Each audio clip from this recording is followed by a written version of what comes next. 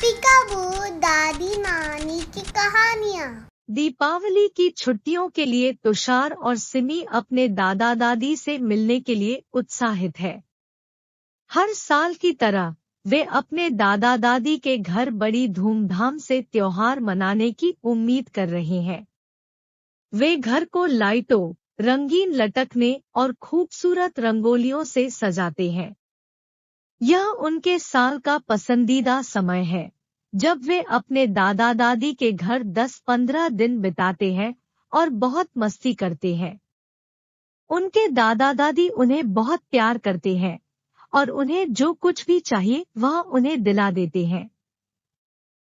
तुषार और सिमी को अपने दादा दादी के घर पहुंचते ही नए खिलौने, गेम और चॉकलेट मिल जाते हैं।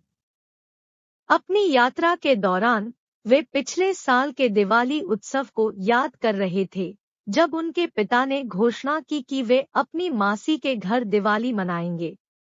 इस फैसले से उनके दादा दादी परेशान थे और तुषार और सिमी भी। वे सुबह जल्दी ही निकल पड़े थे। उनके दादा दादी के घर से मासी के घर तक का सफर 2 घंटे का था।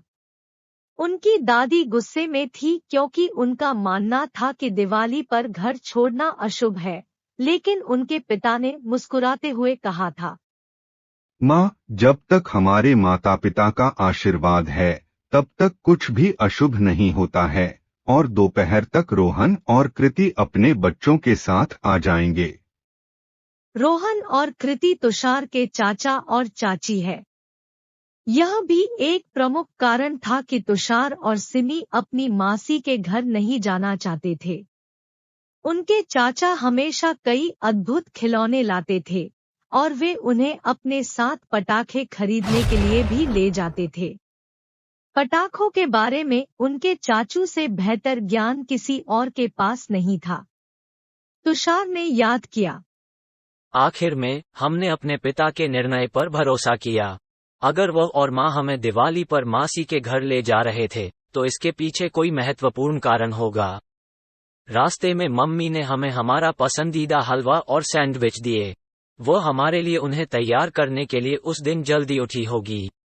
हम जानते थे कि मम्मी और पापा हमें खुश करने की कोशिश कर रहे थे, इसलिए हमने खुश दिखने का फैसला किया।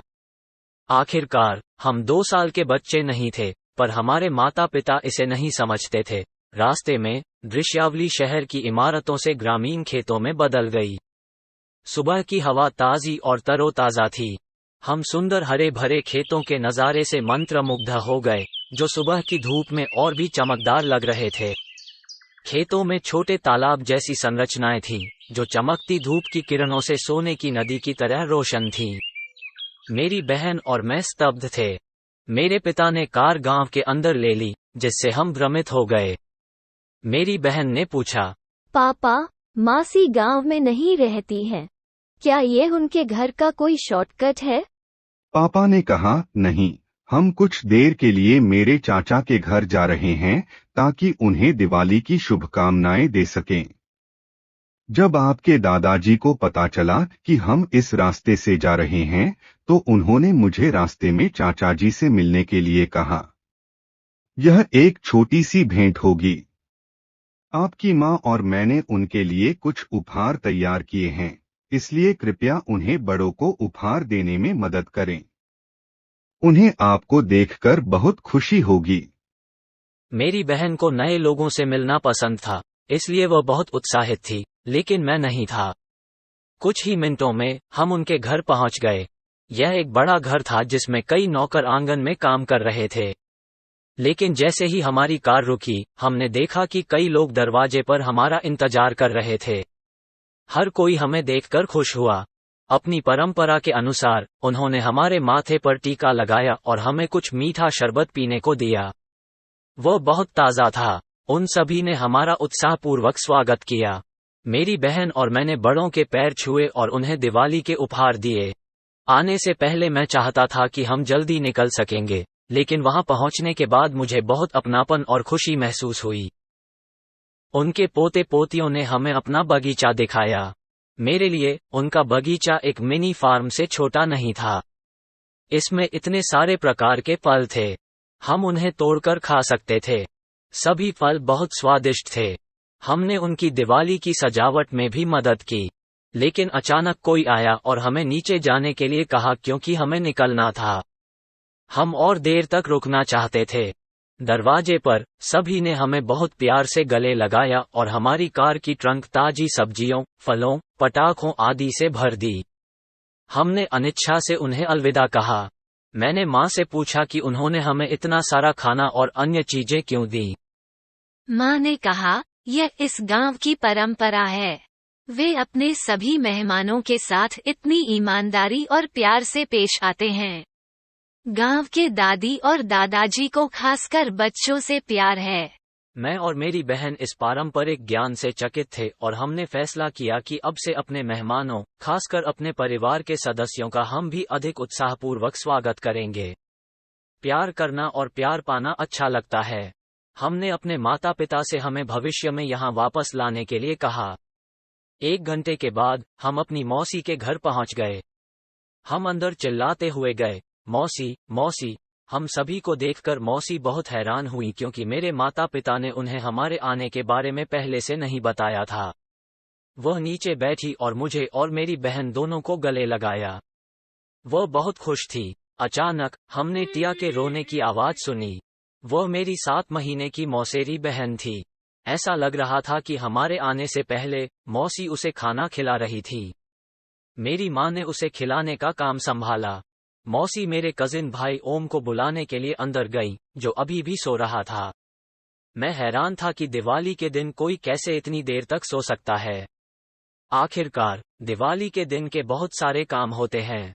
मैंने मौसी के घर के चारों ओर देखा, लेकिन कोई दिवाली उत्सव का माहौल नहीं था। कोई लाइट या रंगोली नहीं थी और केवल कुछ साधारण सजावट एक दीवार पर लटकी हुई थी।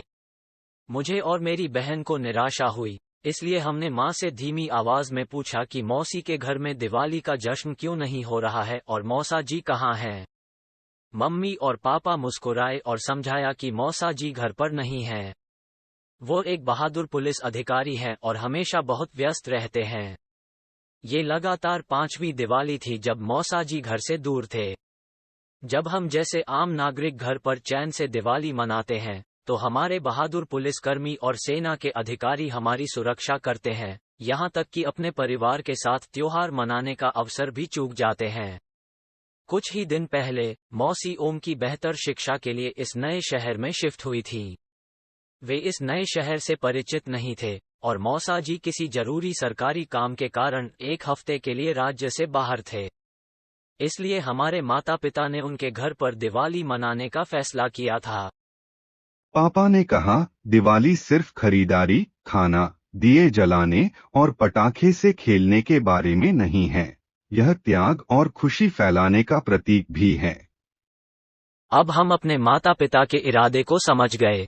मेरी बहन ने कहा, पापा, कृपया मुझे मासी के घर को सजाने में मदद करें। ठीक है बॉस, पापा ने कहा। इस बीच मैं ओम के कमरे में गया। वो अभी भी सो रहा था। मैं जोर से चिल्लाया, अरे ओम, उठो, हैप्पी दिवाली, चलो तैयार हो जाते हैं। पापा हमें बाजार ले जा रहे हैं लाइट्स खरीदने के लिए। हम बहुत सारे पटाखे भी लाए हैं। चलो खेलते हैं। जैसे ही उसने मेरी आवाज सुनी, वह बिस्तर से कूद गया और मुझे गले लगा लिया। उसकी नींद पूरी तरह उड़ गई थी और वह उत्साह से भरा था।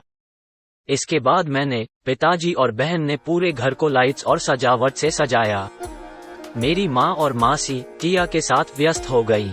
जब हम सुबह पहुँचे थे, मासी बहुत थकी हुई लग रही थी, लेकिन अब वो उत्साह से रसोई में हमारे लिए तरह तरह के पकवान बना रही थी। उनकी सारी थकान गायब हो गई थी। मेरी माँ बेबी टिया को नए कपड़े पहनाकर तैयार कर रही थी। पूरा घर हंसी और खुशी से भरा हुआ था। मेरी माँ और पिताजी ने हमें मासी के नए पड़ोसियों के लिए उपहार तैयार करने में मदद करने को कहा ताकि मासी अपने आसपास के लोगों को जान सकें। शाम में हम सभी ने पूजा की और पटाखे जलाए। ओम की आंखें बहुत चमक रही थी। मजाक में मैंने उससे पूछा, ओम, दिवाली की सुबह कोई इतनी देर तक कैसे सो सकता है? ये सुनकर ओम ने मुझे गले लगाया और भावुक होकर कहा, मैं इस दिवाली पर बहुत उदास था। पापा हमेशा की तरह घर पर नहीं हैं और माँ इस बार टिया के कारण बहुत व्यस्त हैं। मेरा यहाँ कोई दोस्त भी नहीं है। मैं अपने पुराने दोस्तों को बहुत याद कर रहा था। मैंने सचमुच पूरा दिन सोने और मम्मी को परेशान न करने की योजना बनाई थी। लेकिन आपके आने से सब कुछ बदल गया। यह अब तक की मेरी सबसे अच्छी दिवाली है।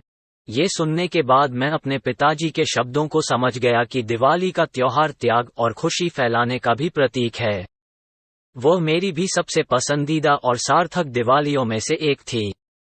मैं और मेरी बहन डॉक्टर, नर्स, पुलिस, दुकानदार आदि जैसे फ्रंट लाइन स्टाफ के योगदान को कभी नहीं भूलेंगे, जो दिवाली जैसे त्योहारों पर अथक परिश्रम करते हैं ताकि हम नागरिक खुशी और सुरक्षित रूप से आनंद उठा सकें। आशा है आपको यह दिवाली की कहानी पसंद आई होगी। दीपावली की हार्दिक शुभकामनाएं। हमारे चैनल को लाइक, शेयर और सब्सक्राइब करें।